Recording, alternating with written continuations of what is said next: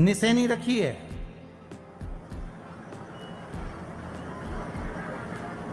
पाए लगे हुए हैं, आप कैसे चढ़ोगे? एक एक पाए पर पांव रखकर चढ़ोगे कि डायरेक्ट पहला पे रखोगे आखिरी पर? जम के बोलिए जरा। एक एक पाए पर पांव रखोगे ना कि धीरे धीरे हमको चढ़ना है। उसी तरह शिव मंदिर में पहुंचने के बाद पहला गणेश स्थान, कार्तिकेय स्थान, अशोक सुंदरी का स्थान। अशोक सुंदरी के स्थान पर जल क्यों चढ़ाया जाता है? क्योंकि भगवान शंकर की सबसे छोटी लड़की जो है वो अशोक सुंदरी है।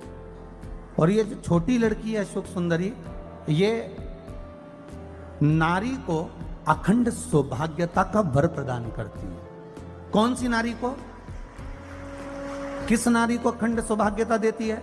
तो महाराज शास्त्र कहता है जिस नारी के भाग्य में लिखा होता है कि इसको वैधव्य होना है, इसके पति को समाप्त होना है, अगर वो नारी अशोक सुंदरी वाली जगह पर जल चढ़ा देती है तो पति पर अगर काल भी मंडरा रहा होता है तो मां अशोक सुंदरी महाकाल से कहकर काल को टाल देती है। वो अशोक सुंदरी का स्थान, वो माता अशोक सुंदरी का स्थान।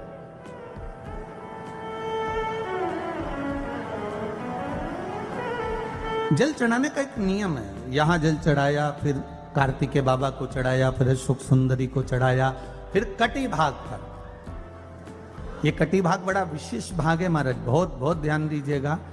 जिस पति और पत्नी में विवाद होकर अदालत तक बात पहुंच गई हो और तलाक तक की नौबत आ रही हो, महाराज उनको जोड़ने के लिए ये कटी भाग मूल होता है।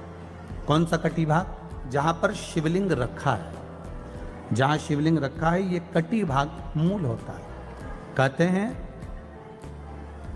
5 सोमवार, लिंग पुराण वर्णन कर रही है, 5 सोमवार कटी भाग पर जहां शिवलिंग रखा हुआ है, 3 उंगली में मक्खन लेकर कटी भाग पर मात्र फेर देने पर और उस पर 7 जगह चंदन लगा देने पर पति और पत्नी का संबंध कभी समाप्त नहीं हो सकता, वो जुड़कर ही रहेगा, प्रेम बढ़कर ही रहेगा। कटी भाग का बड़ा बड़ा महत्व है महाराज।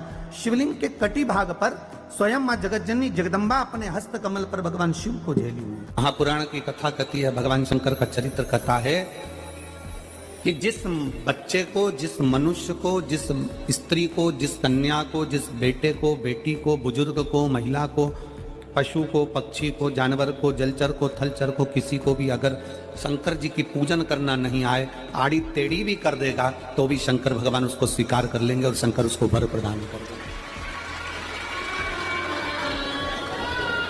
शिव उसकी पूजन को स्वीकार कर लेते, शंकर भगवान उसकी पूजन को स्वीकार कर।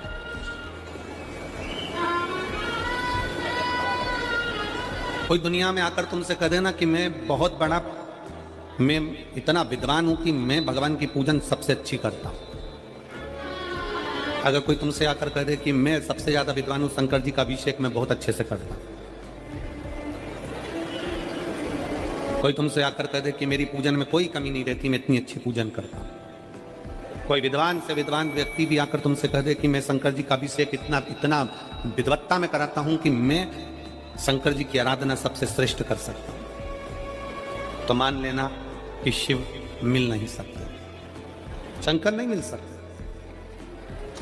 शिव जी की पूजन वही स्वीकार है जिस पूजन में थोड़ी सी कमी रह जाए। पूजा की थाली लगाकर पशुपति व्रत करने के लिए तुम मंदिर में गए, पूजा की थाली लगाकर तुम शंकर जी के मंदिर में पूजन करने के लिए गए, 16 सोमवार की पूजन कर रहे थे, संकट सोमवार की पूजन कर रहे थे, सोमवार का पूजन कर रहे थे, प्रदोष का पूजन कर रहे थे, सोमवार की अष्टमी का पूजन कर रहे थे, शिवरात्रि का पूजन कर रहे थे, सावन महीने का पूजन कर रहे थे। पूजन की थाली में सारा सामान जमा लिया तो भी मंदिर में जाकर कोई सामान याद आए तो समझ लेना कि तुम्हारी पूजन भगवान शंकर ने स्वीकार कर ली। और मुझे विश्वास है मेरी जीजियों पर, मुझे विश्वास है मेरी बेटियों पर, मुझे विश्वास है मेरे बेटाओं पर और मेरे जीजाओं पर। मेरी जीजियों ने, मेरे जीजाओं ने, मेरी बेटियों ने तभी तो मंदिर में पूजन करी होगी। बोलो करी कि नहीं करी किसी मंदिर में जाकर पूजन? जम के बोलो जरा, करी है ना। और आपकी पूजन की थाली में आपके पूजन की थाली में कुछ ना कुछ कमी तो रही होगी ना। कभी माचिस रह गई, कभी दिया रह गया, कभी अगरबत्ती रह गई, कभी कंकु लाए थे कंकु रह गया, कभी चंदन रह गया, कभी कोई जनेऊ रह गया, कभी सुपारी रह गई, कभी कोई प्रसाद रह गया। फिर याद आया मैं तो ये घर छोड़कर आ गया, मेरे घर पे रह गया, अब क्या करूं। शंकर जी की कथा कहती है कि शिव उपासना में अगर तुम्हारी थोड़ी सी कमी रह जाए, समझ लेना कि शंकर जी ने तुम्हारी उपासना को स्वीकार कर लिया। और यह केवल तुमसे ही मतलब नहीं है,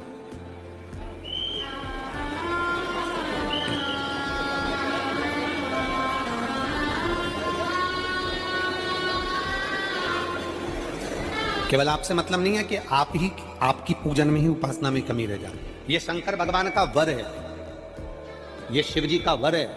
किसको? भगवान नारायण को। जिस समय पर नारायण ने संकल्प लिया था कि सावन के महीने में 108 कमल के पुष्प रोज समर्पित करूंगा। सुनिए कथा सबने, 108 कमल के पुष्प भगवान नारायण ने संकल्प लिया कि मैं भगवान को रोज दूंगा। रोज 108 कमल के पुष्प मंगवाते देते। सावन का आखिरी दिन था,